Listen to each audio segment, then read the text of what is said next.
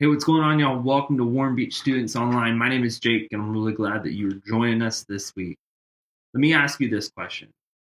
Have you ever experienced a really crazy Christmas season? Like, really crazy, like super busy. There's something to do almost every night of the week leading up to Christmas. Maybe you've worked in the past at the lights of Christmas, and your week is centered on whether or not you're working there. Maybe you have Christmas parties or concerts or dinners or events planned, and you're so focused on all the things that you have to do or places you have to go, that it takes up your entire mind. That all you can think about is what you have to do versus the actual holiday of Christmas. And so what if here's what I want to offer us. What if all of our attention, instead of putting it on the events and the parties, what if instead of putting it there, we put it on the one who we are celebrating on Christmas?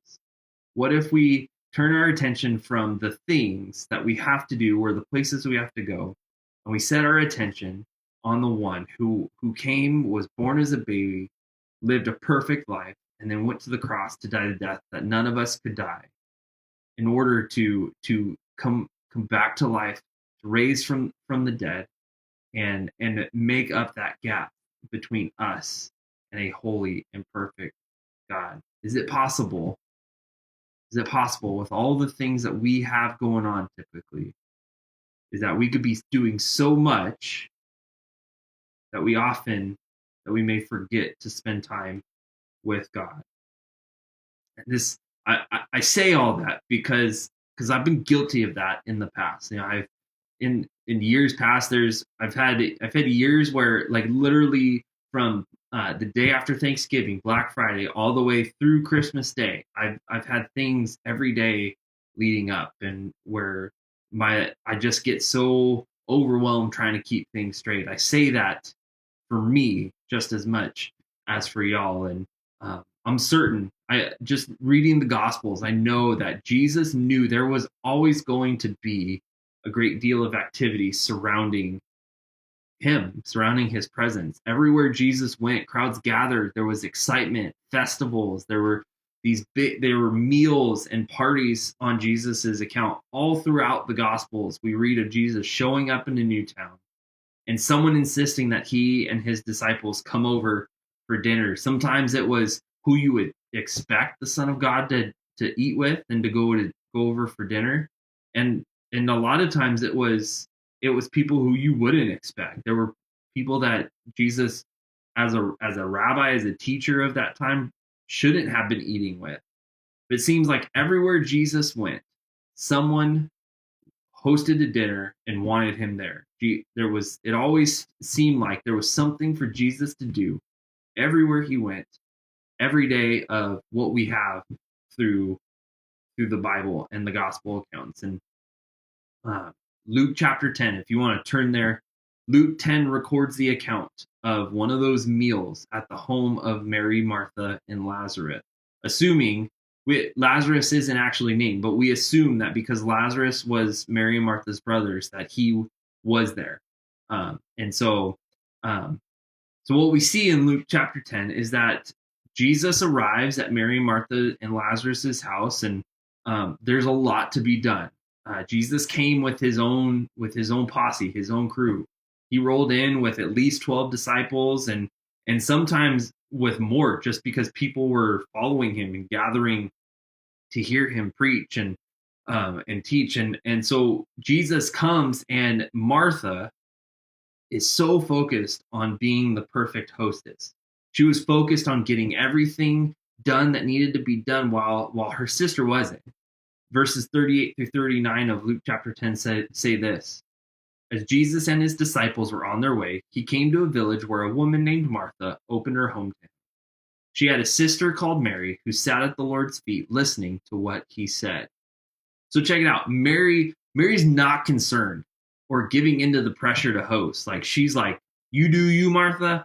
I'm going to sit here at Jesus's feet and listen to this dude talk. See, Mary was more focused on spending time with Jesus, listening to what he had to say, and the coolness that Jesus chose to come and eat at their house. And I want you to know that was a big deal, because Mary sitting and listening to Jesus was not typically what you would see at that time and in that culture. Mary, not it was typically a boys only club, and so Mary sitting at the feet of Jesus, and Jesus not saying anything about it, but allowing her to be there, and just letting her soak in what he had to say. It's a big deal. And so Mary was so overwhelmed and focused and just ready to be present with Jesus. Um, she didn't even care if the house was clean. However, Martha, on the other hand, she was not sitting at Jesus's feet listening. She was trying to be the perfect hostess. There were people that needed to get fed. There were sleeping arrangements that needed to get figured out, and there was this long list of everything that needed to get taken care of. And in verse 40 of chapter 10 of Luke, we see this. But Martha was distracted by all the preparations that had to be made. She came to him and asked, "Lord, don't you care that my sister has left me to do the work by myself? Tell her to help me." I love that little emphasis that Luke makes here in verse 40 of chapter 10. Martha was distracted. She was frustrated that Mary had left everything for her to do, that that to the point where she actually interrupted Jesus and tried to get him to intervene. But see, I want you to notice this. What Martha was missing the point. She was distracted by all the activity and busyness surrounding Jesus' arrival, to the point that she thought the activity was more important than spending time with the one who the one the one who had all that activity surrounding. She was too busy focusing on the to do, on the things, rather than on Jesus himself. And I don't think she was willfully ignoring Jesus or being rude. She wasn't being disobedient towards any commandments or even cultural expectations. Martha was simply distracted and forgot who it was that she should be focused on. And we're guilty of this sometimes, aren't we? We get fixated on getting the house right for Christmas. We're so focused on having that perfect picture that we can post on social media to make sure that everything is perfect. We want to make sure that we have the perfect outfit, the perfect hairdo. We get focused and caught up in all the programs and services that surround it. We sometimes think that the activity surrounding Jesus's arrival is more important than spending time with the one who we are celebrating. Sometimes we miss the point. Sometimes we get distracted by doing the things surrounding Christ's birth, that we forget to celebrate the birth of Christ and the impact that has for us moving forward. Look at how Jesus responds to Martha in verses 41 and 42 of chapter 10. "Martha, Martha," the Lord answered, "you are worried and upset about many things, but few things are needed, or indeed only one. Mary has chosen what is better, and it will not be taken away from her." Jesus didn't get mad. He didn't look down at Mary and was like, "Oh yeah, what are you doing?" He didn't yell or go in or turn this into a big teaching point for everyone else to hear. Jesus simply reminded Martha that there was something better than having things just right. Jesus is saying, "I'm better.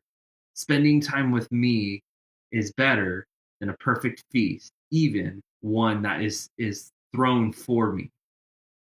Time with Jesus is better than service for Jesus." See, Martha was doing all that she was doing for Jesus, yet he told her, "Mary has chosen what is better." Doesn't mean that Martha's choice was bad. Things she was working on were all good. It simply wasn't the best choice in the moment. Why? Because Jesus was there. And so how do we have a Mary, an Mary Christmas?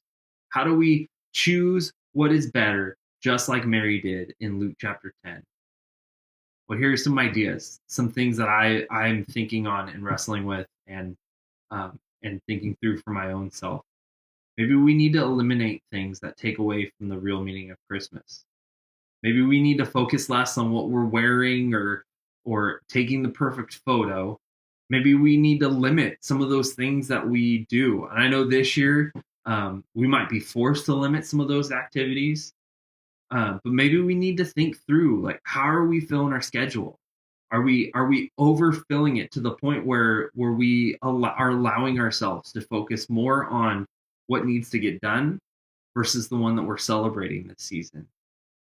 Maybe we need to focus on the more important relationships in our life. I know a lot of y'all have been stuck at home doing distance learning and you've been around your siblings, your family a lot, but maybe we need to spend intentional time with our family. Maybe we need to spend intentional time with Jesus, whether through prayer, reading the Bible, fully engaging in worship both on your own as well as with uh, for church and stuff. Like I know like things look a little different in terms of worship, but maybe we need to spend that intentional time with Jesus. Maybe we need to intentionally give thanks to Jesus for all the little things. It's easy to focus on how things are this year and how it's a bummer. It's easy to focus on, man, I wish we could do this. I wish it could look like that. I wish we could do this. Maybe we need to just, maybe instead of focusing on what we can't do and can't have access to, maybe we need to focus more on being grateful for what we have, whether it's the house that you live in, the food that you get to eat. I think here's what I want to challenge and encourage you guys to. Don't take for granted the little things in your life as blessings from God. This year is tough. This year is kind of weird, and Christmas is going to be a little different this year for many of us. But that doesn't mean that there aren't blessings in each of our lives that God is trying to use to show that He is still with us and still faithful. There's nothing wrong with all the extra things. Please don't hear that. Nothing wrong with all the extra things that come with Christmas. But instead of allowing those to distract and take our attention off of Jesus, choose to focus on Jesus and find ways to sit at His feet and spend time with Him. Let's have a Merry Christmas, an Mary Christmas, rather than a Martha Christmas. Hey, have a good week, y'all. We'll see you next week.